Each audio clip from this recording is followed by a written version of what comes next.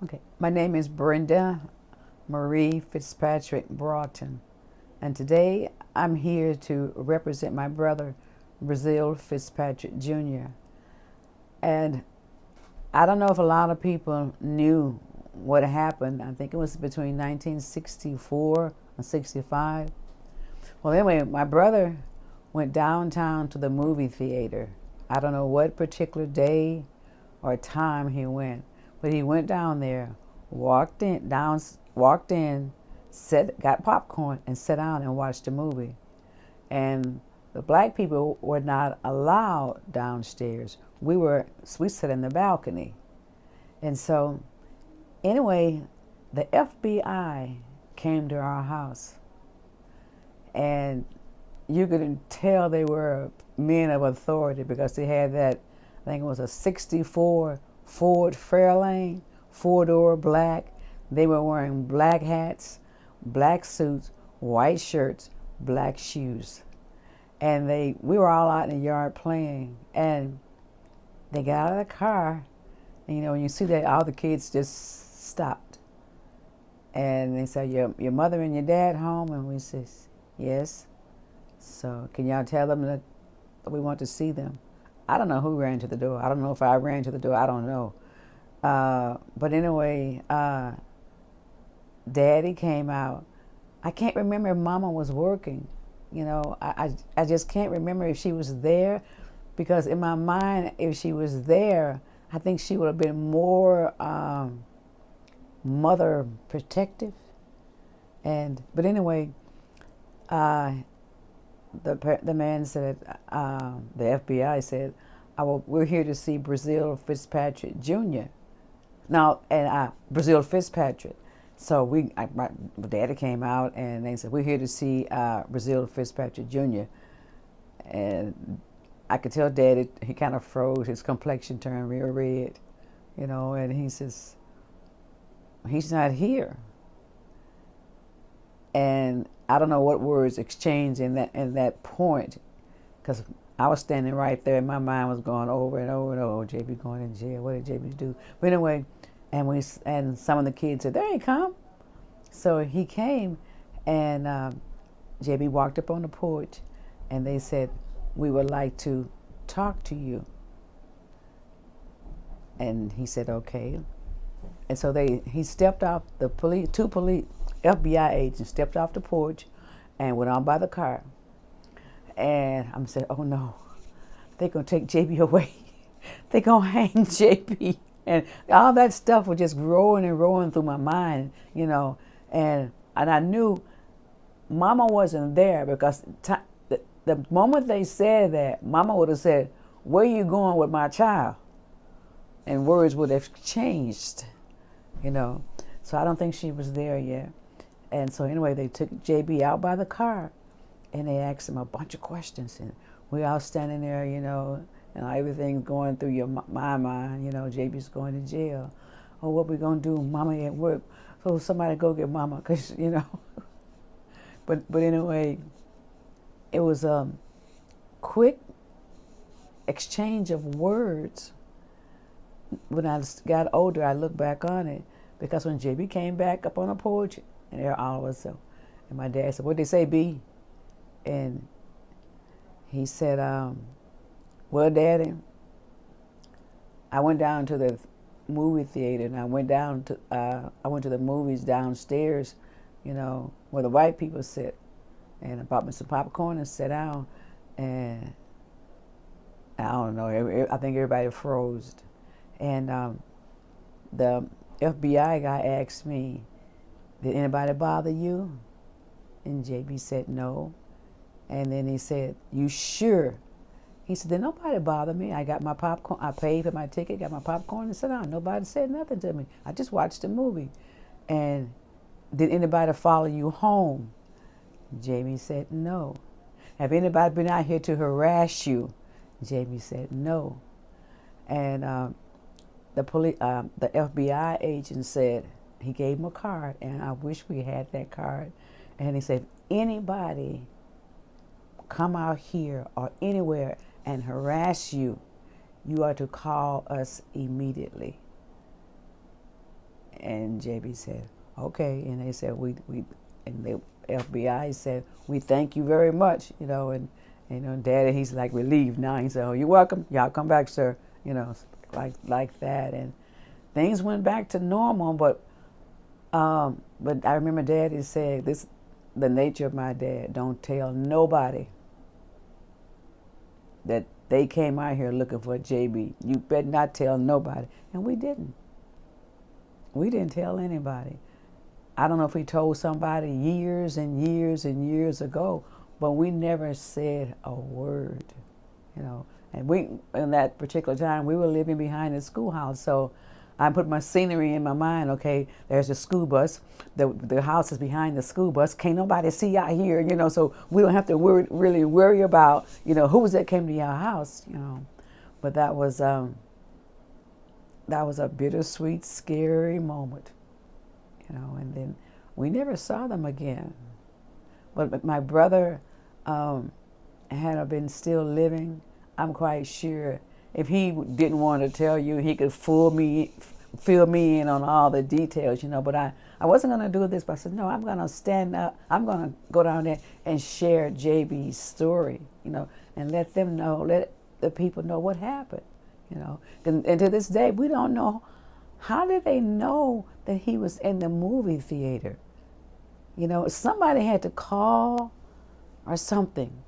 New Albany was smaller then, but they just showed up out of nowhere.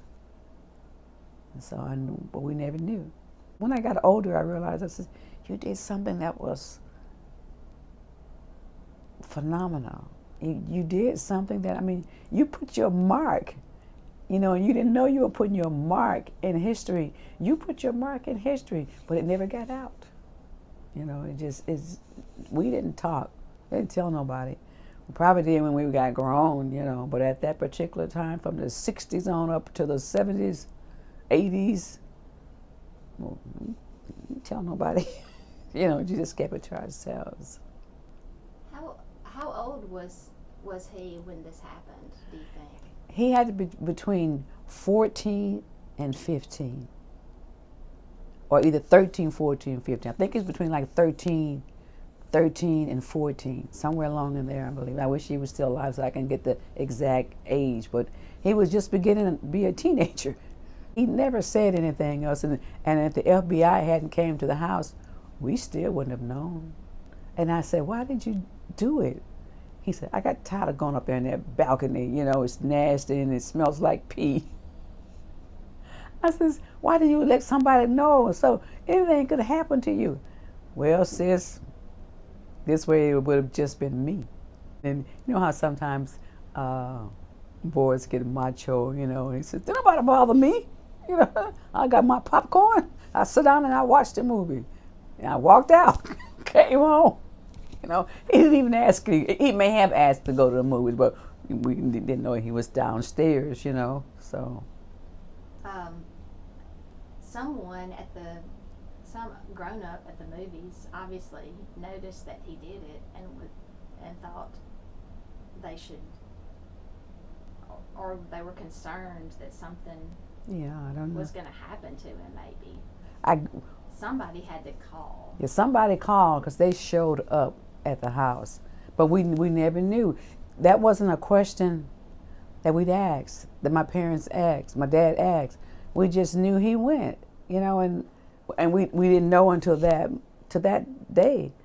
But we don't know who called and told that he went down there, And see, well, later on in high school, that's when JB was playing football, but he was younger then, So I don't know. We don't know if it was the person at the window, or if it was, or maybe the people at the movie theater called the police. I can't see the police calling the FBI, so that's going on like. Whoever it was knew it was him. They knew who he was. They knew him, They knew his name and everything. His initials, JB, and so knew how to find us, which was not that hard, I wish, and him and I, before he passed, way before he passed, we never really talked about it. We talked about a lot of things, and I wish we had but we never talked about it. It just one of those things that never came across my mind, and it never came across his mind, because we would always talk about things that happened in the past, but that was one thing we never discussed. When did he pass away? 2021 May 2021 May 19th. I think it was 2 weeks shy of his 70th birthday. So. What happened to him? He was prior to that, he was on dialysis, and he had a heart attack. Did he have family here? He had some sons, but I don't remember going back. I don't remember going down there and sitting downstairs. I just still remember going upstairs. It might have been fear at that particular time, why I didn't go down there, just continue going upstairs. I don't know when that, it closed here, because I don't think I wasn't here. I had left. So my brother and I and some more friends. I don't know who they were, but just a whole bunch of us. We went to the movie downtown. And after the movie, we just walked up Bankhead, and we'd always pass Tastee Freez. And it'd be hot, and people would be sitting in there, white people would be sitting in there eating and laughing, having fun, and we just walk by and we just look and just keep on going. But we could go up to the counter, but we wanted to just sit down and just eat our stuff. Because by the time you got halfway up the road, your ice cream melted, so is your milkshake, So one Sunday, we got out of the movies.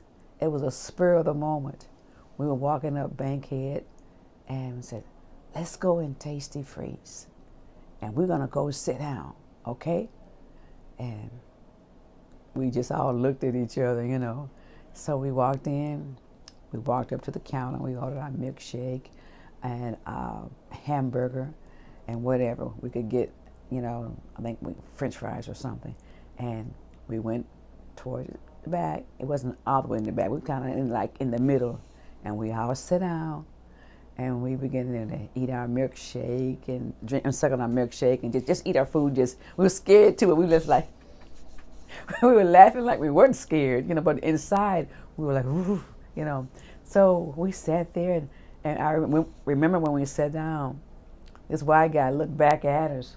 He didn't frown or nothing. He just looked back at us and turned around and kept on eating. And so we just kept on eating. We kind of hunched each other, and we just kept on eating, And then my science teacher, Mr. Gibson, Mr. Arias Gibson, he came in, walked up to the counter, got what he wanted, and he looked back there at us, and then he walked out. But that Monday in class, we went to class, and I remember this is good. I sat down. I saw y'all at Tastee Freez, and I'm like, uh-oh, because we didn't tell Mama and Dad. He said, I'm real proud of you all. We looked at each other, and he says, y'all were in there eating and behaving like young women and men. I'm proud of y'all. We said, thank you. But we thought, he gonna tell, we gonna get a whipping. But ever since then, I don't know what year that was, but ever since then, we'd go to the movies, go in Tastee Freez, sit down and eat our ice cream and milkshake and hamburger, and clean our table off, and out the door we went. We didn't disturb anybody. All we just wanted to do was just sit down and just enjoy our food and enjoy each other, and then go home. And that's what we did. We were still at Ford. Yeah, he was sixth grade, because Mr. Napier, he was one of our first white teachers there, and so he was a biology teacher. So Mr. Gibson was a science teacher. So it had to be 64 or 63. I was in Mr. Gibson's classroom. I can't remember. Do you think that that was after JB had been to the movies? I don't know. Let me go back. Yes, because I think I was 13, because I'm a year behind him. I was 13 or 14, or because he's 15 in May, and I'm 14 in June. So it was before. It had to be before. No, it was. It was afterwards. It was after, because we were making the transition to W.P. Daniels, and that's when things wasn't going crazy, you know, but we were just scared, you know. So it was afterwards. He went to the movies downtown, but I just wish he was still alive so he could just pinpoint the days, you know. Do you remember who was with you that day?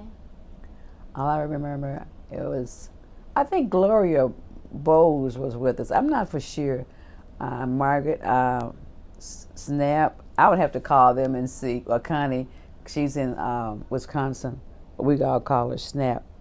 And I think it was me, my sister Deborah. I think, you know, but just I'm not for sure, because when we go to the movies, we'd always be so many of us.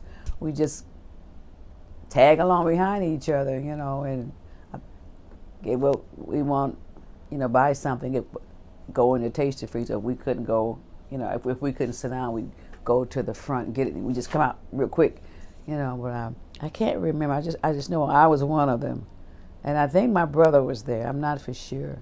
It might have been about six or seven people, because there was two seats of us, you know, booths.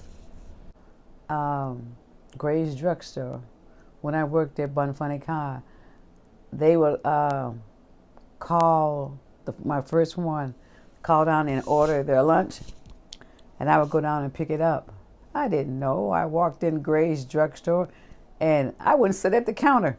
You know, well, I didn't know. You know, so I said, I come to pick up LeJune's or June Gooseby's lunch. You know, I was looking around. I said, "Oh, this sure is pretty. They got a lot of pretty little things."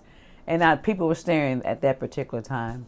And the lady that waited on me, and she leaned over the counter and she says, "Hon," I said, "Yes. Would you go down there and stand by the counter?" I says, that's when it dawned on me. You know, I wasn't supposed to be sitting there. You know, so I says, "Yes, ma'am." So I went and stood over there by the counter. You know, and so. And the hamburger place downtown is still there. Latham's. They had good hamburgers. I don't know if I told you before. They had good hamburgers, but we couldn't go to the front. We had to go behind, knock on the door, and they'd come out. They'd come out, "What you want?" We order our hamburger. They closed the door, and we just sat there or stood there, and they came back out and gave our hamburgers to us, and we went on. We couldn't go to the front, you know. And I had the opportunity of going in the front about 4 years ago. I went in there and I saw a hamburger. So I sat there at that bar and I looked around. I'm like, you know, just looking. Wow, I can come in here now, you know. But I probably could have went in there a long time ago, but it never dawned on me, you know. But I went in there and got a hamburger and came out. I'm like, whoo.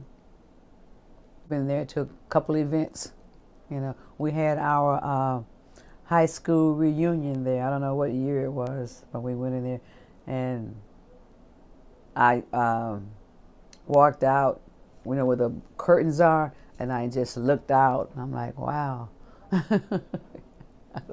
And I looked up at the balcony. You know, how you mind, you can see kids throwing popcorn across from each other, you know. And I said, wow, that's history up there, you know. As far as I can remember, it was open. We go to the side door, and there's a sign on the door, coloreds only.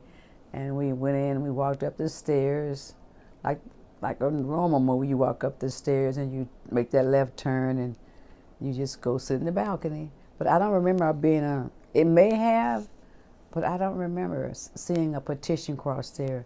You know, you could just see the movie, you know, playing, you know, from the booths up there, but I don't remember a petition. Bathroom reeked of urine, you know, and you better go to the bathroom before you can leave home, you know. It wouldn't go in there. If you had to go in there, it was awful. Paper everywhere, and it was downright awful. Just the stench of urine, and the toilet was never clean, you know, never. It was just nasty. And I've had experience since I've been back here to something of that nature. When I came back in 2005, you know where the health department is? Yeah. Well, right there, not the health department, but the dentist's office. Yeah. I came, when we moved back down here, I wanted to get my teeth cleaned. And I just got here and didn't have any reference from anyone as to who to go to. I went in there and it took me to the back, and I went in the room and I sat in that chair and I began to look around and I said, oh my goodness, here it is, 2005. And the little vase that you spit in, I kid you not, it was rust. It was rust. It was so nasty. And I said to myself, this is where the black people go. I couldn't believe it. It was rust in that sink. So I politely got up out of the chair, walked to the reception, and I said, well, I'd like to cancel my appointment, you know. And she said, why? I said, well, I don't know what I said. I have no idea, because I was kind of hurt. I never went back. I walked into a new world. You could go to the dentist, make a dental appointment. I mean, you were in the clean room, just like everybody else. You go to a doctor, you know, and it was just like it should have been here. Because I remember my first gynecologist when I had my first child, Dr. Grant. He was about 6'4", the sweetest man. And then when I had my son, he would come. You know, they would come make their rounds and come to see you, and he'd come in and he says, "How you doing today?" I said, "Dr. Grant, they not feeding me in here. I am so hungry." He said, "They're not." I said, "No, they're not feeding me. They just give me a little bitty something." He said, "I'll take care of that. You'll be all right." He went on and he came back and I don't know what he told him, but that from that day I got a good portion of food, you know. So, but he was just phenomenal, you know. It was just a good doctor. Oh no, I had good doctors up there, and then when I came back here, I'm not gonna call them the name. I went to the dentist here. It wasn't so good. To me, the welcome was kind of okay, but to my daughter and my husband, the welcome wasn't good. We knew all that was going on in other places, but we still felt at peace here in New Albany. I felt that peace when I was little, because, you know, we didn't feel threatened, you know. Or maybe we just didn't know what threat was, or if something happened, you know, it didn't really happen, as far as we know, in New Albany. We just grew up. We didn't feel that threat, you know. Just kids running and playing as usual, you know. All the time you go out, you had to go to the doctor. Yeah. And we mostly went to, if that was like a sudden illness, you'd go to the hospital, but sometimes we go to Miss Mooney in Blue Mountain, you know. So. Who was that? She was a doctor. Little white lady with her hair back in a bun. Miss Mooney. You never heard of Miss Mooney? Yeah, Miss Mooney was in Blue Mountain. Because I remember I was 3rd grade or 4th grade. I had a sunstroke. And Mama kept telling me, come inside, come inside. I said, I'll be there in a minute. I just kept on playing and playing and playing out there in that hot sun. Again, we were behind the schoolhouse. And I came inside. I said, Mama, I don't feel good. She took me to Miss Mooney. I don't know if Daddy went or just me and her. Daddy might have went, I don't know. But we went to Miss Mooney, and she set me on a stool, and the whole room was going round and around and around. And I remember she said, you got to go back home, put her in the bed, and let her stay there for a few days. I don't know why Mama took us to Miss Mooney. Miss Mooney had a cure for everything. She had an office, because I remember it was all white and stuff, and I sat on that big brown stool. She gave me that big old pill or whatever it was, and it helped my heat stroke. When we got a sore throat, we didn't go to the doctor. My dad, we called it as kids red alcohol, but it was merthiolate, something. It was red, and I think this was poison too. I'm not for sure. It was in a little old bottle, brown bottle. Daddy would take a long Q-tip. We'd have to open our mouth, and he'd stick it down there and mop our throat out with that. And then he said, spit it out. And we spit it out, and the sore throat left. Paregoric was illegal. I mean, Paregoric looked like Listerine. It was in a little old bottle.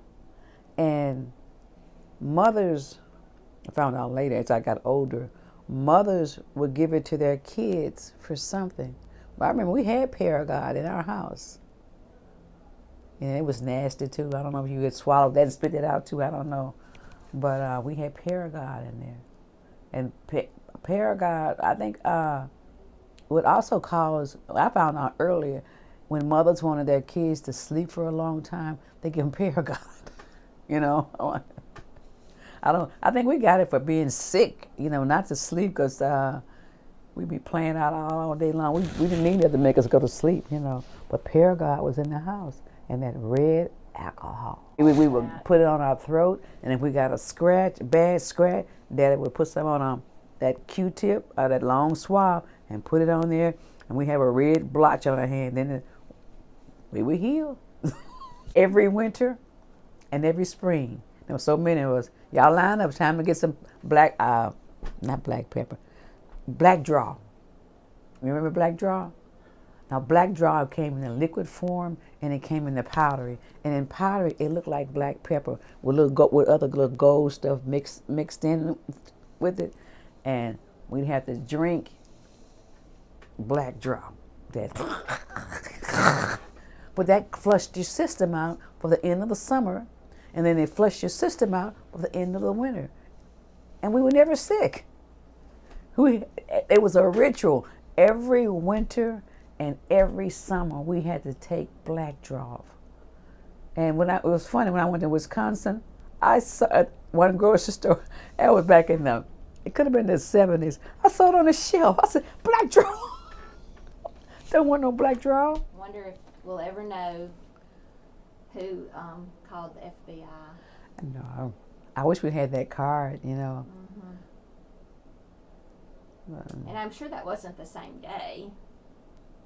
Couldn't have been the same day he went to the movies. I don't think so. Because they had to. They had to come from. What, Jackson? I swear. Or Memphis or somewhere. Well, I don't know where they came from. I just know they were here. FBI, that black Ford Fairlane. I can still see it as if it was today, and black hat, white shirt. They look just like what you think of when you think of the FBI. Yes, when you think of Dragnet. Yeah. Oh, I didn't see the sunglasses. They may have had some, like the Men in Black, but the modern version of FBI, I guess. And sometimes I think, if something would have happened, would they have came? So. Yeah, I mean, there must have been,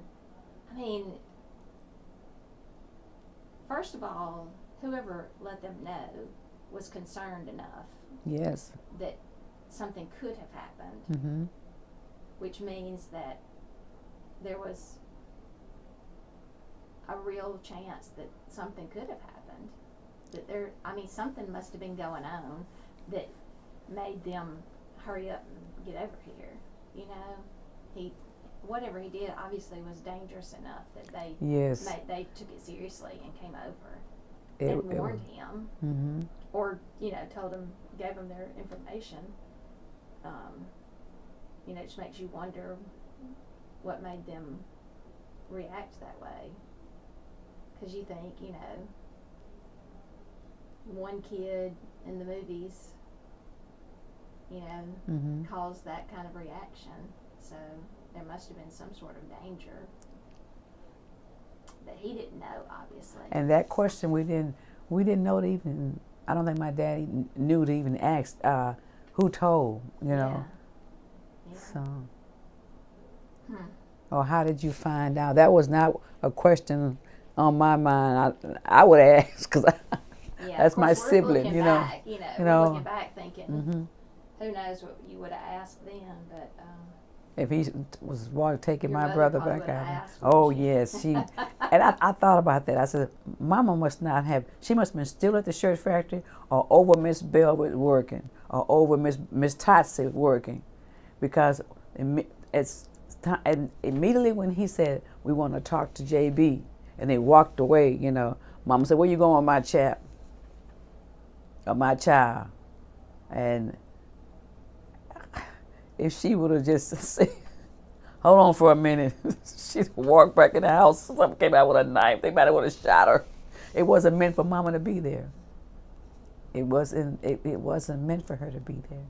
Because I don't think she would have let them walk away with JB, even they didn't go no far from here to that door, She probably said, no, I'm going to.